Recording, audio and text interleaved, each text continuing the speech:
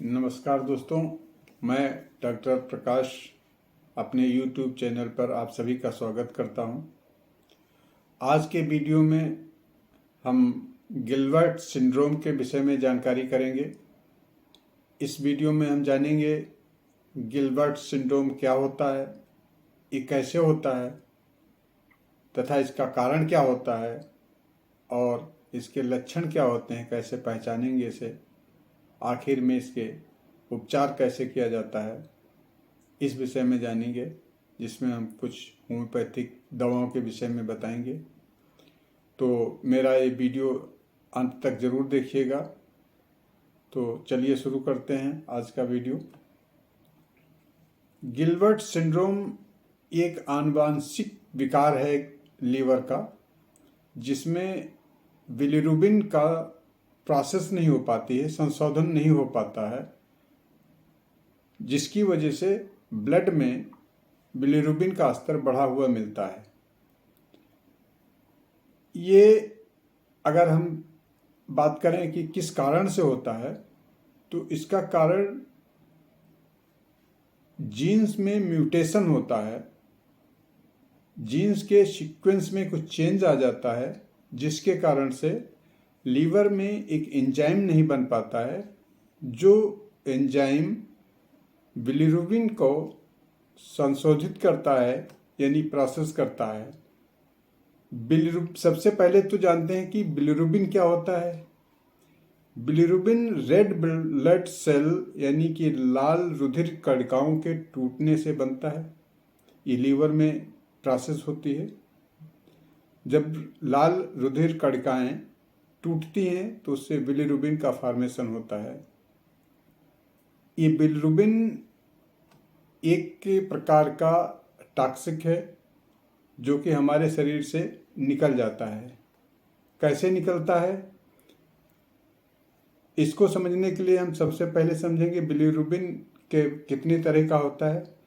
तो जब red blood cell liver में टूटती हैं, उससे एक हल्का सा पीला तरल पदार्थ बनता है, जिसको बिलिरुबिन कहते हैं। इसमें दो पार्ट होते हैं।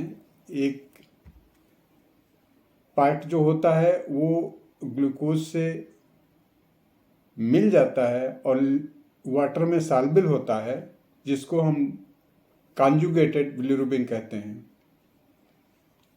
दूसरा पार्ट जो होता है वो अनकॉन्जुगेटेड बिलिरुबिन होता है, जिसमें ये वाटर में सॉल्युबल नहीं होता और ये फैट में सॉल्युबल होता है। तो जो वाटर में सॉल्युबल हो जाता है, जिसको हम लोग डायरेक्ट बिलिरुबिन कहते हैं, ये हमारी पेट के आंतों से होता हुआ, क्योंकि लीवर की एक नली से जाकर के आंतों में आता है और उसमें बाद में वो मल और मूत्र के द्वारा शरीर से बाहर निकाल दिया जाता है। बाकी का जो दूसरा पार्ट अनकॉन्जुगेटेड बिलिरुबिन का होता है, उसका कुछ पार्ट बाइल में कन्वर्ट हो जाता है। बाकी का जो पार्ट बचता है वो लीवर में एक जो एंजाइम होता है उसकी मदद से ये अनकॉन्जुगेटेड बिलिरुबिन फिर से कॉन्जुगेटेड बिलिरुबिन में चेंज हो जाता है। तो ये एक प्रोसेस होती है जो अनकॉन्जुगेटेड बिलिरुबिन को कॉन्जुगेटेड बिलिरुबिन में चेंज करता है, जिससे कि वाटर सॉल्युबल होने के नाते वो शरीर से बाहर निकल जाता है। गिलबर्ट सिंड्रोम में ये एंजाइम न होने के कारण या कम बनने के कारण इसमें बिलिरुबिन ब्लड में ही रह जाता है। जो अनकॉन्जुगेटेड वाला बिलिरुबिन होता है, इसकी वजह से हमेशा ब्लड में बिलिरुबिन की मात्रा बढ़ी हुई पाई जाती है। यही गिलबर्ट सिंड्रोम होता है। तो इसका कारण अगर देखें तो स्पष्ट रूप से कारण सिर्फ एक ही आया, जीन्स में म्यूटेशन होना। अब म्यूटेशन क्या होता है, कैसे एकदम से सीक्वेंस जीन चेंज कैसे हुआ, जैसे 1 2 3 4 इस तरह से एक सीक्वेंस चला आता है, 1 2 3 4 1 2 3 4 1 2 3 4। बीच में इसमें क्या होता है कि 1 4 3 हो गया, यानी एक जो फिगर थी उसका स्थान प्लेस चेंज हो गया। तो इस तरह से जब इसी प्रकार से जीन्स में ये चेंजेस आ जाते हैं, तो उसको कहते हैं जीन्स में सीक्वेंस बदल गया और इस म्यूटेशन की वजह से उस एंजाइम का फॉर्मेशन बंद हो जाता है जो बिलिरुबिन को प्रोसेस करता है, तभी गिलबर्ट सिंड्रोम होता है। एक इसका मेन कारण जो हो गया वो म्यूटेशन हो गया जीन्स का। कुछ एक कारक होते हैं जिसमें, जैसे गिलबर्ट सिंड्रोम जिस पेशेंट को है उसमें कुछ कारण होते हैं, कुछ स्थितियां होती हैं, परिस्थितियां ऐसी होती हैं कि जिसकी वजह से सीरम बिलिरुबिन और बढ़ा हुआ उनमें मिलता है। तो जैसे कोई बीमार रह गया, ज़्यादा दिनों तक कोई पेशेंट बीमार रह गया और उसको गिलबर्ट सिंड्रोम पहले से था, तो उसमें बिलिरुबिन की मात्रा और अधिक बढ़ जाएगी। इसी प्रकार से जो हैवी एक्टिविटीज़ करते हैं, बहुत मेहनत वाला काम करते हैं, उनमें भी बढ़ जाएगा। ज़्यादा स्ट्रेस होता सोचते हैं, उनमें भी बढ़ जाएगा। अगर लेडीज़ की बात करें, लड़कियों में जो मेंस्ट्रुअल साइकिल होती है उस दौरान भी ये बढ़ जाता है। तो ये तो कुछ कारक थे, लेकिन मेन कारण उसका जीन्स में म्यूटेशन होना ही है। अब अगर कारण के बाद हम बात करें इसके लक्षण क्या होते हैं, कैसे पहचानेंगे, तो लक्षण के पहले तो इसमें कोई खास लक्षण नहीं होते हैं, क्योंकि ये जो गिलबर्ट सिंड्रोम है ये एक हार्मलेस स्थिति है, इससे कोई शरीर को नुकसान नहीं होने वाला, इसलिए इसमें कोई लक्षण पहले नहीं दिखाई पड़ते हैं। जब ज़्यादा बढ़ जाता है बिलिरुबिन ब्लड में तो शरीर में कुछ हल्के पीलिया के लक्षण आना शुरू होते हैं, जैसे त्वचा यानी स्किन का हल्का सा पीला हो जाना, आँख में जो स्क्लेरा होता है, सफ़ेद भाग जिसको हम लोग स्क्लेरा कहते हैं, कंजक्टिवा कहते हैं, तो ये जो है हल्का सा, वैसे तो ये सफ़ेद होता है लेकिन गिलबर्ट सिंड्रोम में हल्का सा पीले रंग का हो जाता है। तो ये मेन इसका लक्षण होता है कि हल्का सा पीलापन आ जाना।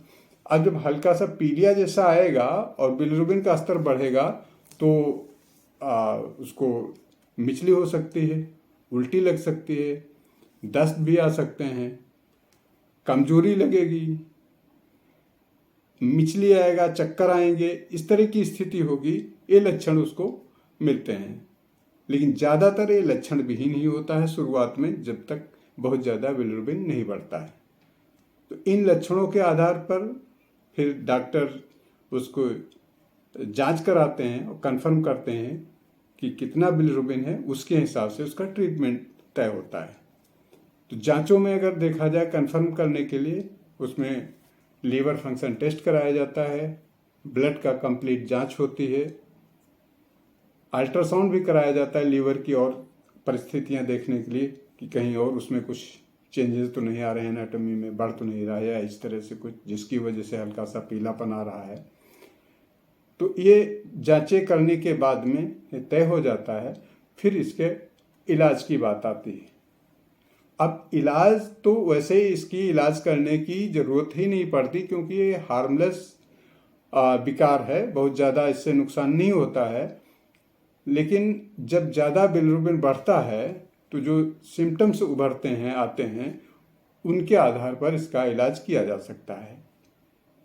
तो इलाज में इसका कोई सटीक इलाज नहीं है, इसको ठीक नहीं किया जा सकता, क्यूरेबल डिजीज नहीं है ये, क्योंकि जीन्स में कोई चेंजेस हम लोग नहीं ला सकते हैं किसी दवा से।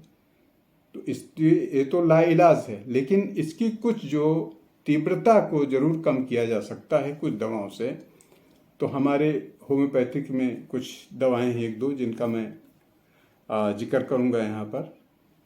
जैसे एक हाइड्रेस्टिस दवाई है, इसका मदर टिंचर, और एक चाइना सिंकोनावार दवा होती है, इसका भी मदर टिंचर।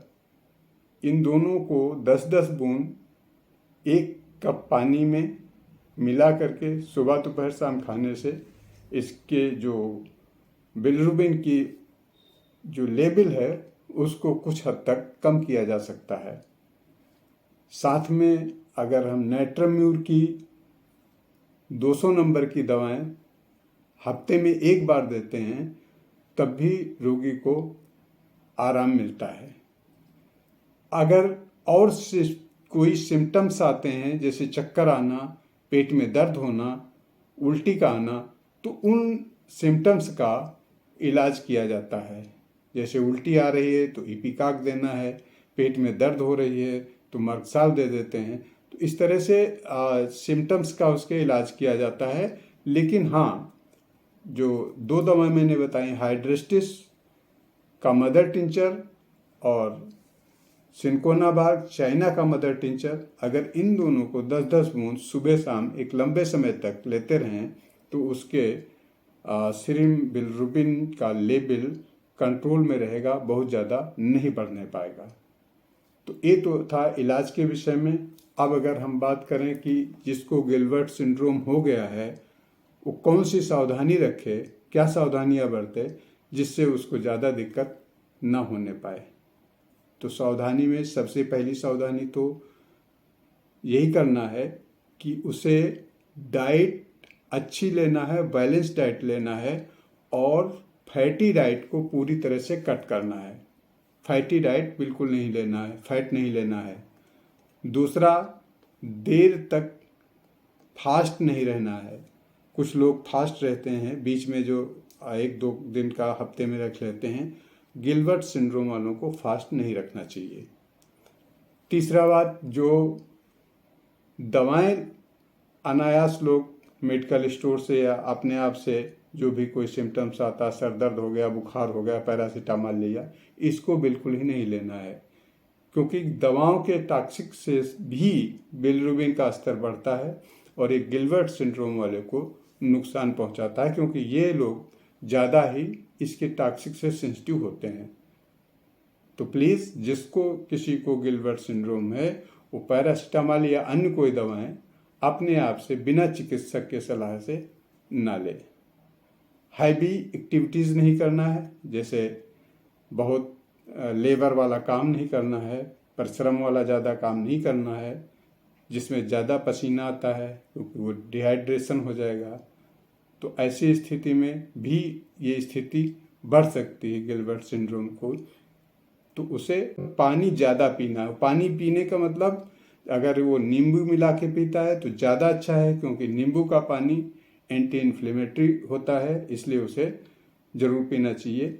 देर तक ज़्यादा प्यासा नहीं रहना है, ज़्यादा बीच में स्टारवेशन यानी भूखे नहीं रहना है, हैवी एक्टिविटीज़ नहीं करना है, बिना डॉक्टर की सलाह से कोई दवाई नहीं खाना है।